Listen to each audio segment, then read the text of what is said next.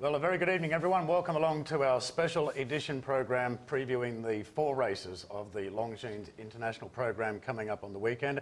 And we have a special guest joining us on the program tonight. Laura King, who's based in Dubai, will be assisting us in our thoughts for the program. Welcome, Laura. Thanks, it's absolutely great to be here. It's always very exciting.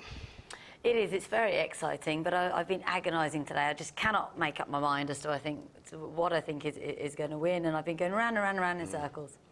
I feel the same, actually. So, as Brett and Clint with us, so many of these races are so competitive.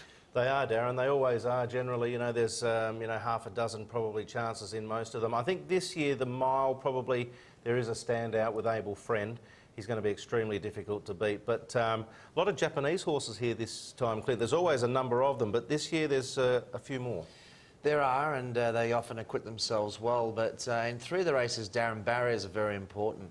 And I think, really realistically in the sprint and particularly the Cup, it's really thrown it around a little bit. And to some extent the mile with Able Friend drawing awkwardly as well. But we'll talk a bit more about that through the card. But barriers have been crucial this year, and I think they'll have a big impact on the day. Well, the first race we'll focus on will be the running of the Vase over the 2,400 metres, and the lineup following the barrier draw this morning. Flintshire, who'll be the favourite, has drawn ideally in barrier 4. Last year's winner Dominant in 2, Curran Marotic in 7, in Poli out in 12, Red Cadeau barrier number 8, Bubble Chic in 9, and horse number 7 is Parish Hall from gate 10, and Willie Cazale's Rainbow HKIR, one of the likely leaders, and the British colt Snow Sky off the rating of 113, and Ryan Moore will ride there. Well, how did you see the pace going? I don't see much pace at all, Darren. I think that it could be a slowly run race, which won't worry the likely favourite in Flintshire. But going forward, I think the Japanese runner, Curran Marotic, will go forward along with Kai. Those are the 2 confirmed. Now, Flintshire's drawn 4. We did talk to the travelling foreman this morning, Richard Lambert, and I don't think they want to get caught up on the inside. My price is there to a market to 110%, so I've got to Flintshire 2-1 favourite. But Bubble Chic's another one that could go forward. But there's a lot of back markers in this race. I think Dominant, Red Cadeau, they all get back. Willie Cazales is going to get a long way back, and Rainbow Chic. So even though Bubble Chic there, I've got 3 deep along with Impoli, I think as they work up, and they've got plenty of time as they work up to the winning post, a good 400-metre run, I think the Japanese entrant will be leading. I think Flintshire will be stalking the speed, a little bit closer than normal. And I expect Kaya and probably Bubble Chic to be thereabouts. Okay. Now, of the workers, what's taken your eye this week? Well, in the Vase, I don't think there's anything that's really stood out. Flintshire seems to have travelled very well, galloped nicely over 1,200 metres here. Andre Fabre knows what it takes to travel the world and do well, and this guy's form speaks for itself, and I think they'd be very happy. They seem to be very happy with the way the horses come in. Dominant has got better, I think, as the season's gone on. He can be he does show, I think, in his work how he's going to perform. This was a good piece of work with Same World, of course, who runs in another race, but he's definitely peaking at the right time. Here's the Japanese runner, Curran Marotic. Seems to have travelled okay. There was a couple of Japanese runners I don't think have travelled well. There's a couple that I think have travelled exceptionally well. This one would be sort of in the mid-range, Curran Marotic, the 6-year-old gelding. Red Cadeau, I like the way this the old boy looks. Look, he's the ground's pretty firm out there this week, and there'll be a few feeling it. But he did 2 laps that particular morning. Seems in good fettle. And I think they'd be happy enough with him. Snow Sky, another one. Michael Stout's so well. Sir Michael Stout's so well at travelling with his horses, and this fellow looks in great condition. I think for a horse that's come out of the wrong time of year, or sort of deep in the depths of winter, looks really well.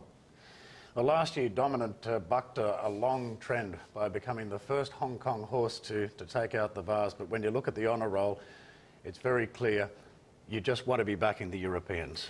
Yeah, he was a big price, wasn't he, last year, Dominant, and look, he wasn't in the greatest form. He was going okay last year, Clint, but this year I think he's probably not going as well as he was last year. Might not be, but there was a great ride from Zach on the day, and could have been a different result. But Dominant will run well, but Laura, there's of the Europeans, Flintshire looks a real standout, doesn't it? He does, but he actually attracts a lot of attention for a horse that doesn't win all that often. I think we went to the front a little bit too soon in the Breeders' Cup turf, which didn't help. And he just his strike rate worries me, because I could just see it happening again. Something just being a length or two too good for him. He's got the talent, And here's a look at him in the Arc last time. This was another 2 runs ago, of course. This was another really good run. But again, he was a bridesmaid. He just always seems to find one that's too good. But if you look at this form and you look at the form from America, he should be good enough to win it. I can just see him being bridesmaid again. Yeah, I think what's really helped them as well, Brett Gateford. I mean, he should just get the right run. He's going to get the right run, but it's an interesting point that Laura makes. He hasn't won since, what, July in 2013, so it's a long time since he's won a race, but he's been competing against, you know, the highest echelon of horses around the world and been right there in the finish. So he's the top-rated horse that we've got here this year in Hong Kong, and no doubt he's going to make his presence felt with that good barrier on his side. Yeah, he's 5 pounds superior to the rest, to his nearest rival there. Well, Red Cadeau, another grand performance by him in the Melbourne Cup, but this time last year things all went horribly wrong. I don't think he ever got any closer than 4 wide the trip, but Clint caught up with jockey Gerald Mosse, looking for better fortune this time round. Gerald, in the Longines Hong Kong Vase, you ride Red Cadeau. He's been a fantastic horse for Connections and you over the years. Yes, he's always show himself present in a big carnival like that, so we're happy with him at the moment. He's quite well. We get a good draw. I think it's better to be a bit out than inside with him. Everybody is happy. He's come from Australia and run well here, and won the race 2 years ago and ran well last year. Looking, you know, the French form obviously very well with Flincher in the Arc. I mean, do you think he's the one to beat in the race? Well, definitely he's not the only one to beat, but he's one of the main danger, let's say. With his performance, the way he show even in America, definitely he's a superstar horse. But we have to travel. You never know when the horse travel. He ran well the other day, but he already have a good campaign. We are, I would say, pretty fresh and happy. So let's see what we know the track, and we see what the race gonna be.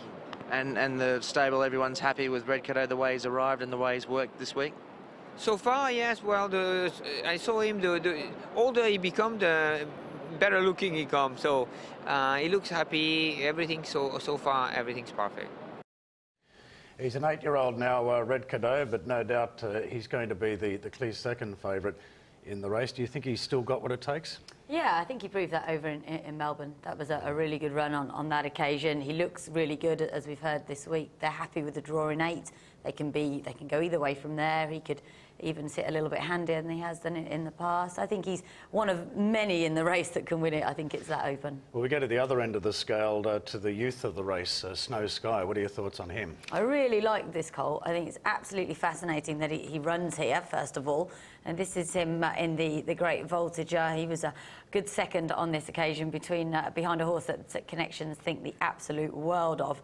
And he still looks quite green to me in his races. He hasn't had all that many starts. He looked quite green at track work as well. He was having a good look at everything, bouncing onto the track. I really like him. He's my top pick, I think, because I keep changing my mind.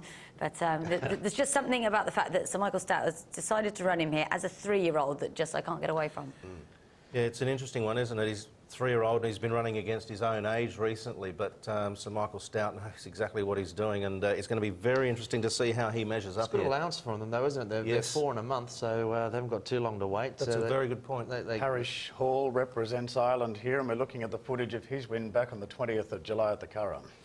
Yeah, well, Jim Bolger obviously knows what it takes to come to Hong Kong and win before. They've done that with Alexander Goldrun many years ago.